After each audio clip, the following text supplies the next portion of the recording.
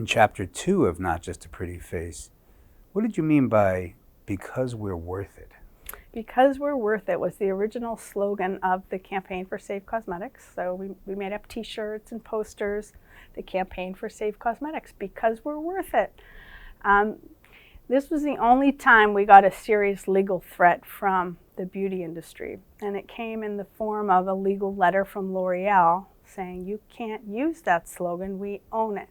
So we looked it up. They actually didn't own that exact wording, but their marketing theme is, you're worth it. You're worth hair dye. You're worth spending a lot of money on toxic, expensive hair dye, right? So we wanted to fight it. Our lawyer said, no, you can't fight that battle. So we had to put away the t-shirts and never wear them again. And we couldn't use the slogan.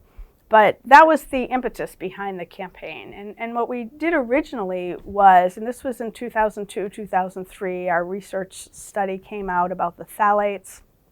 At that same time, 2003, a year later, the European Union came out with a law. This was a very big surprise to the beauty industry, but they said you cannot use chemicals that are known to cause cancer or reproductive harm in cosmetics. And they have lists in the European Union of chemicals on those, the red lists, known or highly suspected of causing cancer or reproductive harm. If any chemical is on that list or comes onto that list, it's automatically banned from beauty products. So this was causing a big furor in Europe. Companies were reformulating products. They were scrambling to reformulate and get certain chemicals out. Chemicals that were quite widely used, like dibutyl phthalate in nail polish.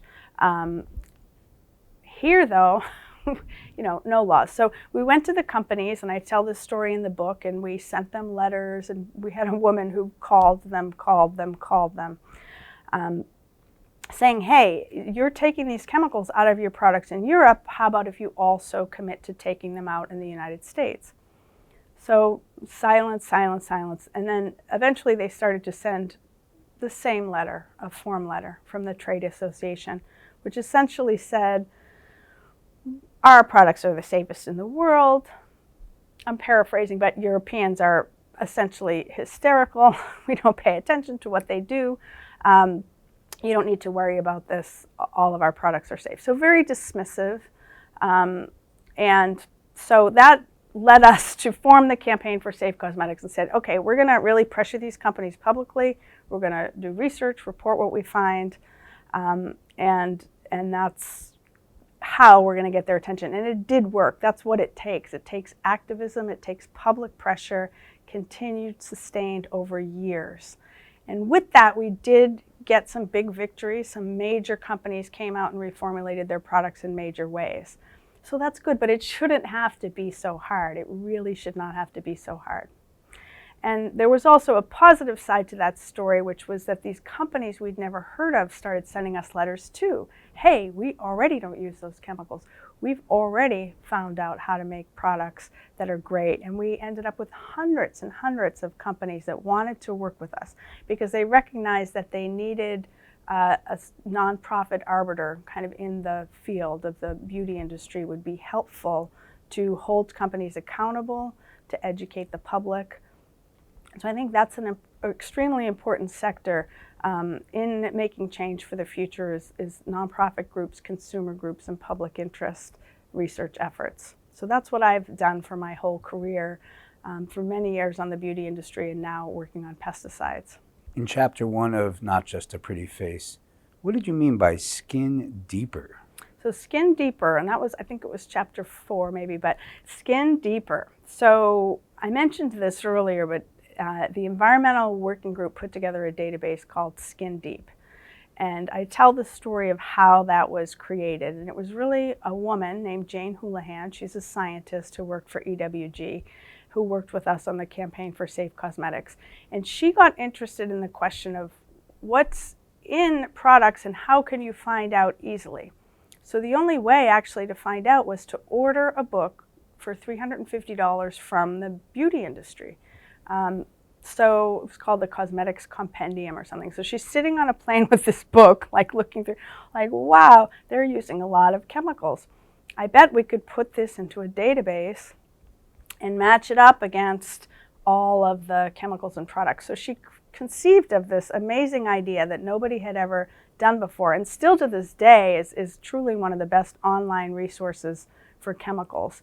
The database now has tens of thousands of products, ingredients taken from online sources, so ingredient lists, and then all of the science databases from the top authoritative sources, so like FDA's list, the European Union lists, university lists, whatever are considered really the best sources on chemical toxicity. So that's one side, the ingredients, and then merge them together to come up with this scoring mechanism for products and chemicals.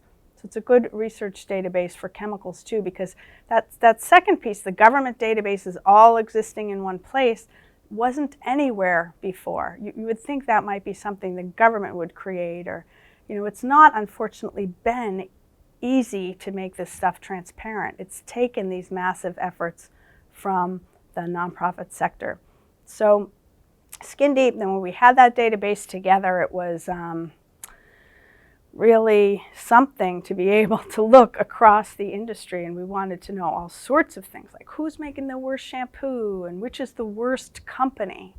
And what we found was, as I said this earlier, they're all remarkably the same. The companies, the mainstream products, they're all the same. What we did find was that certain product categories were much more toxic and concerning. Hair dyes, hair straighteners, perms, also nail treatments, and also the skin lighteners, as I mentioned. And unfortunately, many of those are the products used in salons where workers are getting exposed, and who are usually women of childbearing age. And also the products in salons aren't labeled. So these are some of the things that hopefully will be addressed if there's a reform of the law, which I think, as I said, will happen because everybody's for it, even the beauty industry, and that's key. But anything that the government is doing is really just a floor, and not even. Maybe it's a basement.